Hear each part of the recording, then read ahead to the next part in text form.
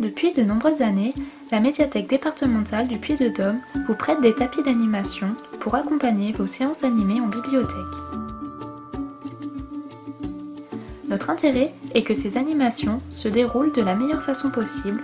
Aussi, notre mission est de tout mettre en œuvre pour satisfaire vos attentes. Dans cette vidéo, vous allez donc pouvoir découvrir des exemples de séances qui vous permettront de comprendre comment se servir de ces supports.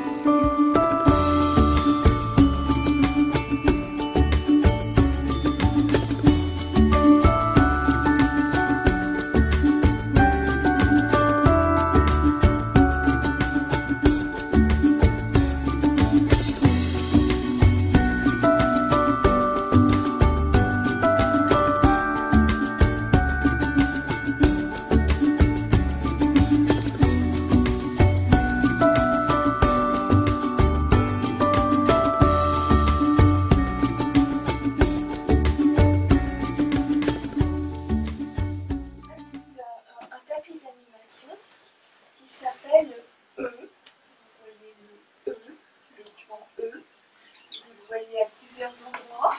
Vous voyez là, vous voyez ici. Et E comme... qu'est-ce qui commence par E? Oui. Eni. Eni, très bien. Enzo. Enzo, oui. Été. Été, oui. Émilie. Émilie, oui. Oui. Eva. Eva, oui. Écorce.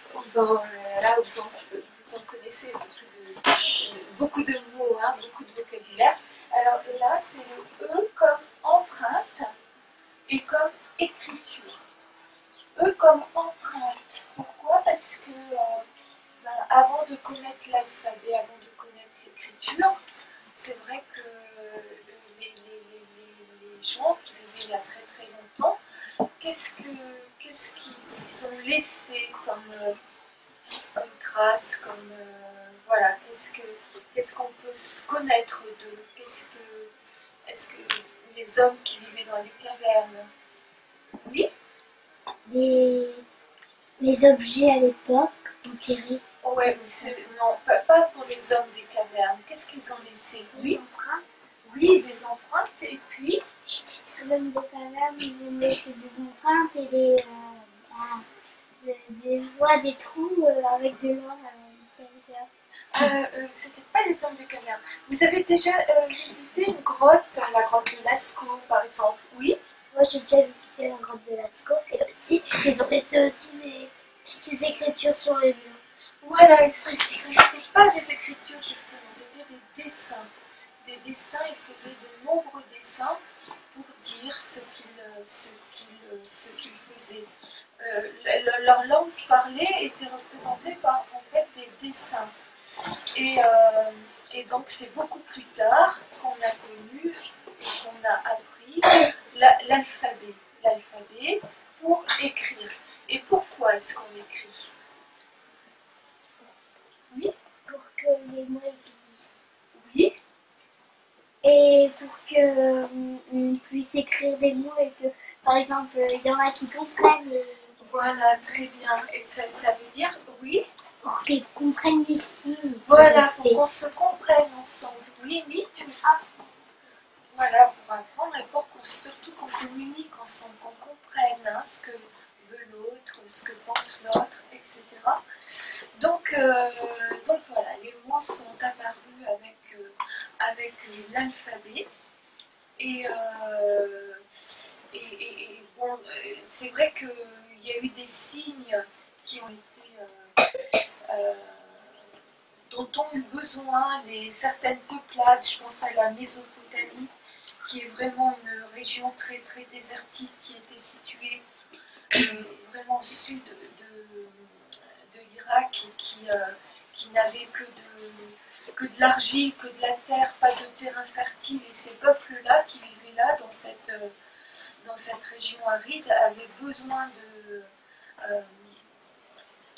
de communiquer avec les autres pour pouvoir acheter des denrées, des vivres, parce que voilà, eux avaient beaucoup d'argile, alors ils nous ont laissé beaucoup de poterie, ils savaient faire beaucoup de choses, des tablettes aussi, et avec des petits signes, ils ont pu communiquer avec le reste du monde pour avoir quand même à manger. Voilà, donc eux comme empreinte, eux comme écriture. Alors on va commencer par l'écriture. Est-ce que ça vous dit quelque chose?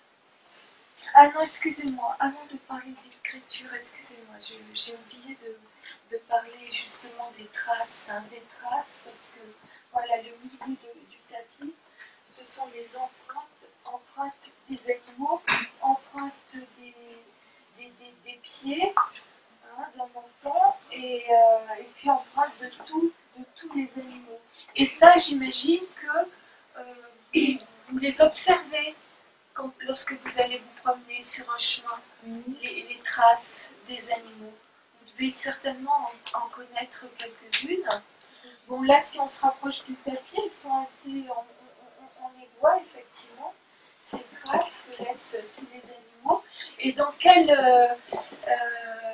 on peut les voir donc dans la terre humide, les traces d'animaux. Dans quoi encore? Quel élément est bien? Oui, Claude. Dans la boue, oui. Dans les forêts. Dans les forêts, mais au niveau du sol, qu'est-ce qu'il faut? Oui. La neige, oui, voilà, la neige est un très bon élément pour observer les traces. Et le premier, là, à quoi ça vous fait penser? D'abord, à quoi ça vous fait penser? Oui, Amy? Non. Oui. Un appartement. Un appartement, donc une maison, effectivement. Oui, deux maisons d'une seule œuvre, c'est vrai. Oui, Hugo? C'est une écriture chinoise aussi. Oh, mais t'en connais des choses. Voilà, effectivement, c'est un idéogramme chinois. Et voilà, peut-être que quelqu'un a déjà consulté ce livre sur les idéogrammes chinois. Oui, moi je sais dire bonjour en chinois. D'accord, mais parler ou écrire? L'écrire. Tu sais le que parler? Dire bonjour. Que dire. D'accord. Ni hao. D'accord. Ni hao. Et donc, c'est pas grave. donc voilà, alors cet idéogramme en chinois veut dire écriture. Voilà. Et je vais vous montrer des petits livres, voilà. Lisa Passner, qui est illustratrice et qui a beaucoup travaillé sur la calligraphie chinoise. Non. Voilà, pour écrire, elle nous explique comment on écrit roi en chinois. Alors, tu écris d'abord tête, voilà l'idéogramme qui veut dire tête. Tu ajoutes les bras, voilà l'idéogramme qui veut dire les bras. Tu ajoutes le corps, qui est un trait vertical. Et tu termines par les pieds, qui est cet autre trait. Et là, voilà, cet idéogramme veut dire roi. Tu as écrit roi. Voilà, c'est très particulier, l'écriture chinoise. Et tout à l'heure, une fois qu'on aura vu toutes les manières dont on peut s'écrire et se parler, on fera un petit jeu dessus, autour. Et puis, donc là, vous avez effectivement les lettres que vous connaissez. A, B, C, D, C, D, E, F, G. Non. A, B, C, Et C. Alors, ces lettres telles qu'elles vous sont présentées, vous voyez, elles ont été ornementées. Hein, elles ont été. Celle-ci, le A est écrit avec du ruban. Celle-ci, c'est une écriture, c'est de la calligraphie. Elle a été brodée, mais voilà, c'est une écriture embellie, quoi. Hein. C'est les lettres de l'alphabet qui sont embellies, qui sont écrites de manière très belle. Et là, le C a été aussi brodé. Et maintenant, on va découvrir le ABC dans plusieurs langages, plusieurs langues. Là, c'est le ABC grec. Alpha, bêta et gamma. Et voilà, c'est l'alphabet grec. Ici, c'est l'alphabet arabe. Ici, c'est l'alphabet russe, cyrillique. Ici, c'est l'alphabet, d'après vous. Alors là, c'est A, B, C. Là, c'est A, B, C aussi. Et c'est l'alphabet avec des points comme ça, en relief. C'est... Quelqu'un a une idée, Agathe? C'est pour les aveugles. Voilà, c'est le braille. Et en dessous, avec les mains, donc avec les mains, ça c'est A, ça c'est B, et ça c'est C. C'est quoi? Oui. Pour les sourds et muets, c'est la langue des signes. Ici, c'est la langue qu'on appelle le morse. Le morse, c'est un alphabet, ce sont des codes. Des codes qu'on peut faire soit sonores, soit lumineux, soit avec de la lumière. Ils sont beaucoup utilisés dans la navigation.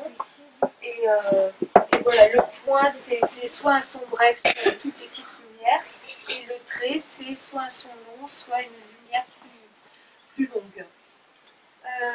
Ici, là, voilà, ça s'appelle, cette langue, c'est utilisé par la navigation, c'est le sémaphore. Alors, je vais prendre trois petites personnes, là, les trois devant, là. Anthony, Titouan et toi aussi.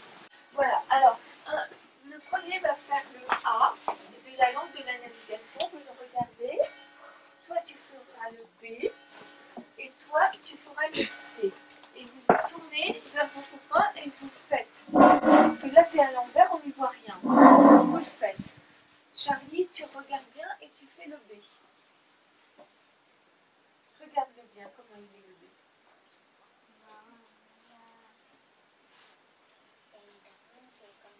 Voilà, et bien tu restes comme ça.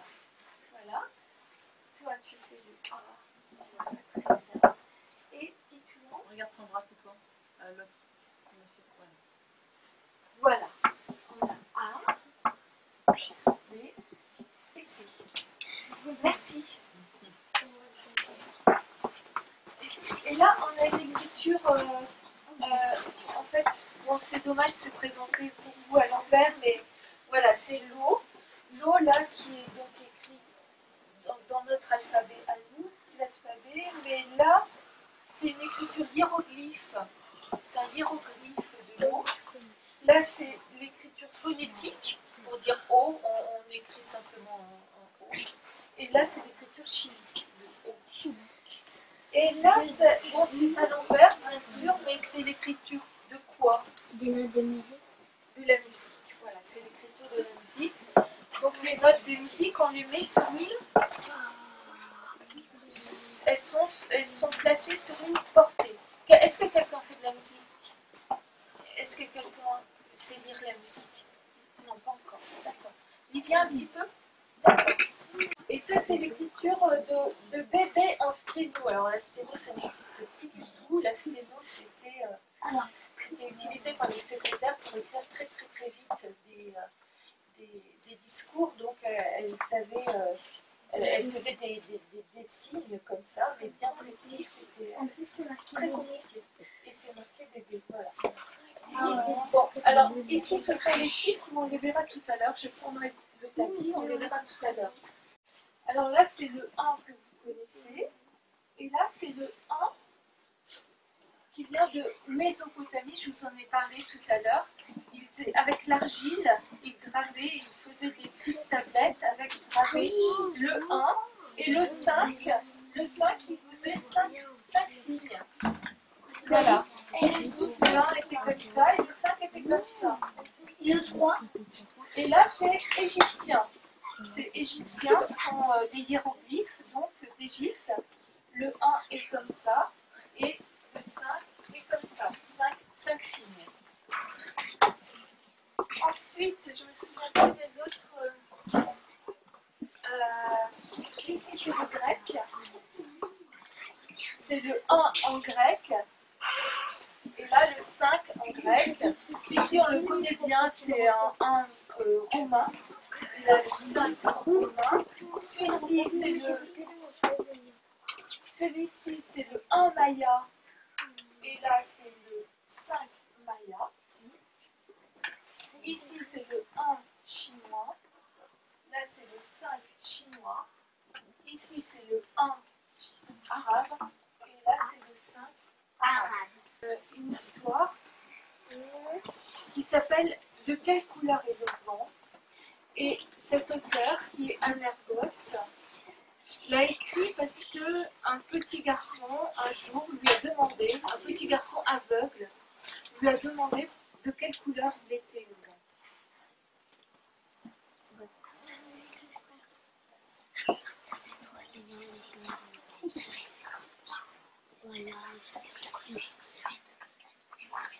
De quelle couleur est le vent? Se demande le petit géant.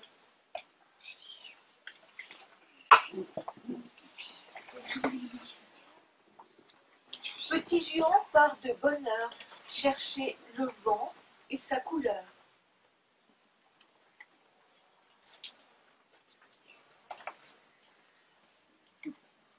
Il croise un vieux chien. Il lui demande de quelle couleur est le vent. Il est coloré, rose, fleuri, blanc, léger.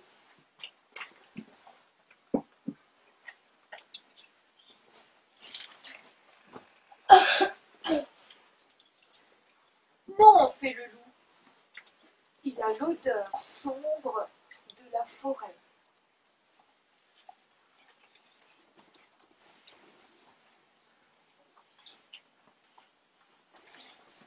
Il tombe sur un éléphant. Il lui demande de quelle couleur est le vent. Rond, froid, gris et doux comme un caillou.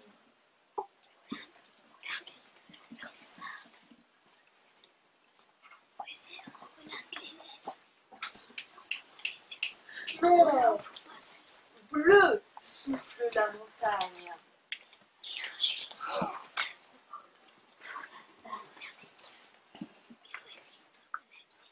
Petit géant traverse le village. Il demande de quelle couleur est le vent. La couleur des rideaux, du linge, des calicots.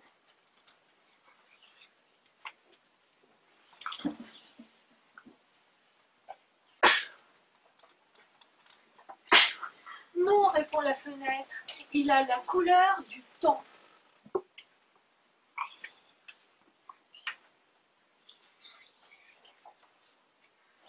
Alors, il demande à la pluie de quelle couleur est le vent. Mais la pluie n'en sait rien.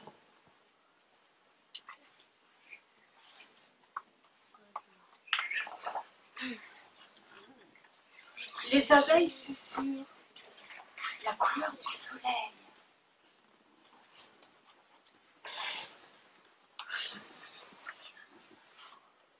Il passe un ruisseau. De quelle couleur est le vent? Celle du ciel dans l'eau.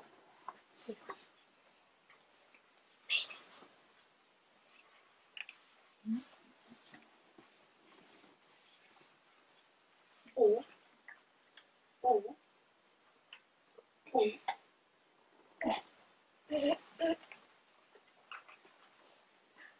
Il s'assied au pied d'un arbre. Il soupire. De quelle couleur est le vent?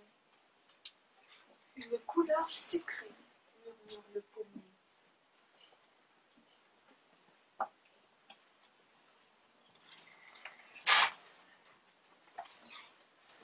Non, non, couleur sève et grenadine, marmonnent les racines.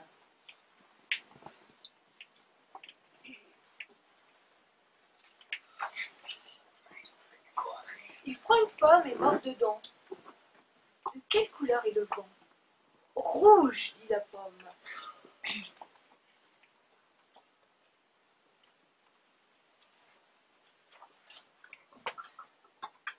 Il a tout mangé.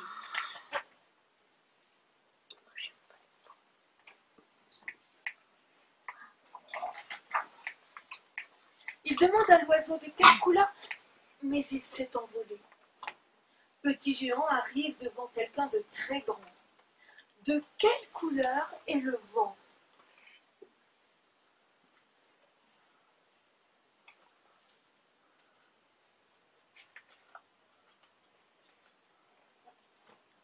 Et le très grand géant, d'un geste lent, la couleur du vent, c'est tout à la fois, tout ce livre-là.